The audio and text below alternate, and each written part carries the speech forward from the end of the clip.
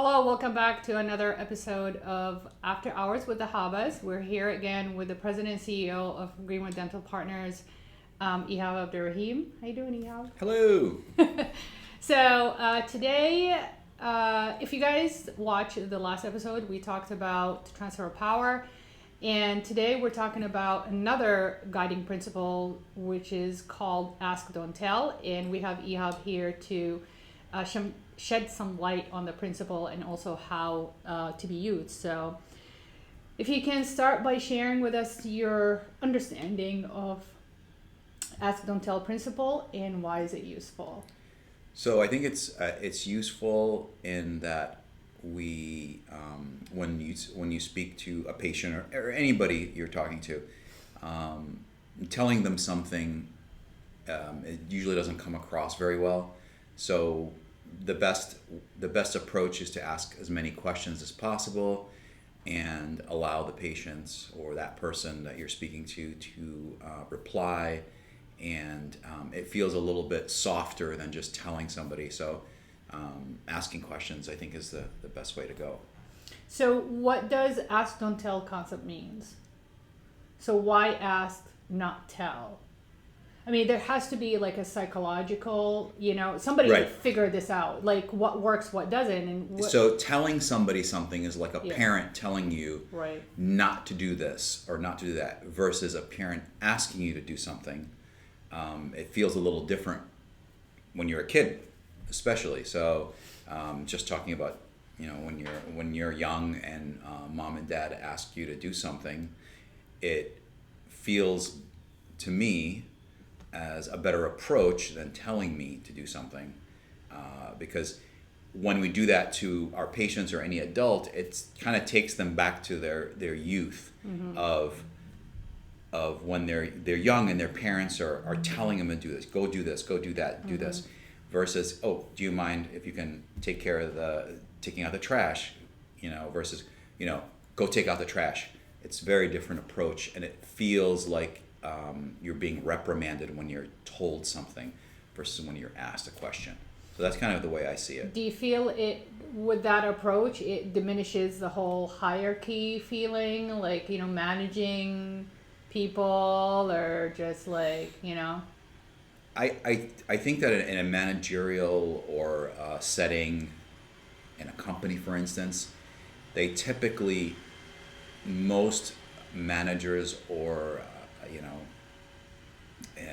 anybody that's a director, they usually are asking questions, requesting you to do something, versus telling you to do something. That's an approach that's been used in industry for a long time. So you've seen it when you were in the semiconductor? Oh yeah, Yeah, all the time. You Yeah. never tell anybody to do anything. Yeah. Because then it's just like, it never happens. It never happens in semiconductor. Yeah, so Or in industry in general.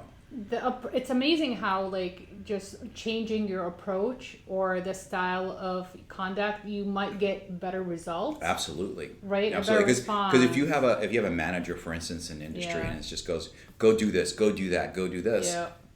it doesn't come across very well or professional in that atmosphere, in that environment. But it's the same idea as when you're talking to a patient or any friend of yours, Right. or colleagues. If you have somebody, just a colleague of yours, if you ask them to, if you don't mind, can you take care of that for me, please? Versus, can you move that for me, or can you take care of that, or do that? So that's the do that or do this is not the way to do it. Is the questioning is the best. The question is the best approach. And just like everything else, I guess, when you put a request in the form of a question, I think with my experience, it triggers that person in front of you to actually think about it. Right. Not just, yeah, I'm gonna do it, but it just their thinking is like, oh, why did I not do it? Did I not have? They start questioning themselves, Yes. and then they can adjust their performance Yeah. by themselves, and that's the whole goal I agree. behind Yes. that approach. Is you can't be there for them all the No, time. you Like can't. you don't want to be the parent, but you want to train them almost To like think on their own. Yeah, like a triggering questions is like, and then they're gonna start asking themselves that question. Yes. And before you know it, you'll see their performance improves. Because if you approach somebody and you keep telling them something, it's just gonna be, they're not gonna be kind of solving things on their own because they're expecting you to come the next time and tell them what to do. Yeah. And versus if you ask them,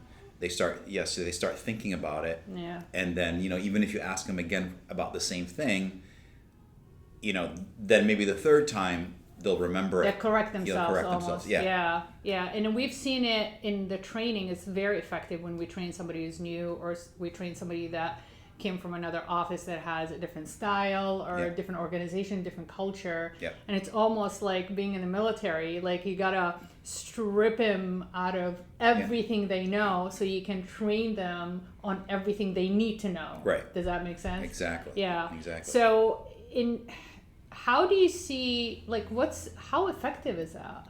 It's very effective. It works. If you would give it a percentage, what would that be? I would say 80-90% of the time.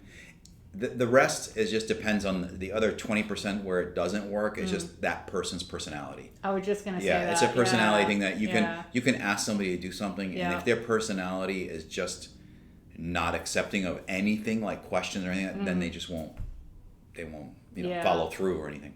And we had our share. Yeah, I've seen it over the years. Yeah. I mean, you can do, like the saying say, you can take the horse to the water, but you can't make them drink or something like that. Yeah, that's the saying. Yeah. So what would be, the last thing is, what's your advice to our audience for somebody that's trying to change their culture, or trying to train somebody, or... You mean in general, just anything? No, about like ask, don't tell. What's your advice?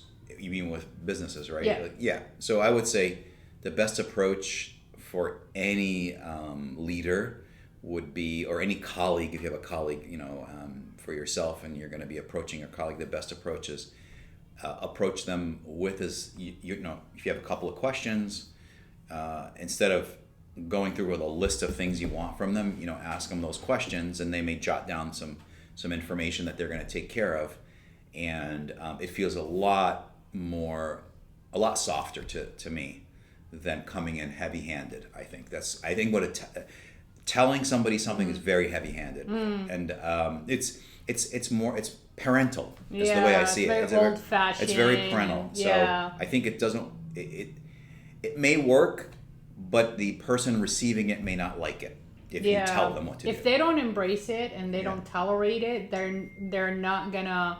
And they don't embrace it, they're not going to use it as a learning tool. Yes.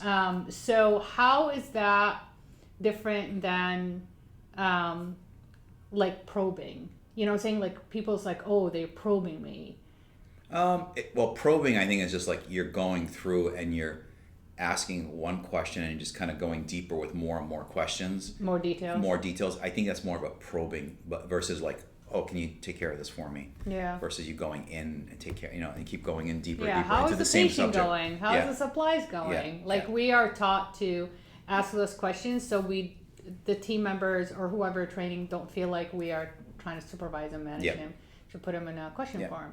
Yeah. All right. Anything else we'd like to add on that concept? No, I think that was good. All right. Well, thank you guys for watching. We're out of time, and we'll catch you in the next video. Bye-bye. Thanks. Bye.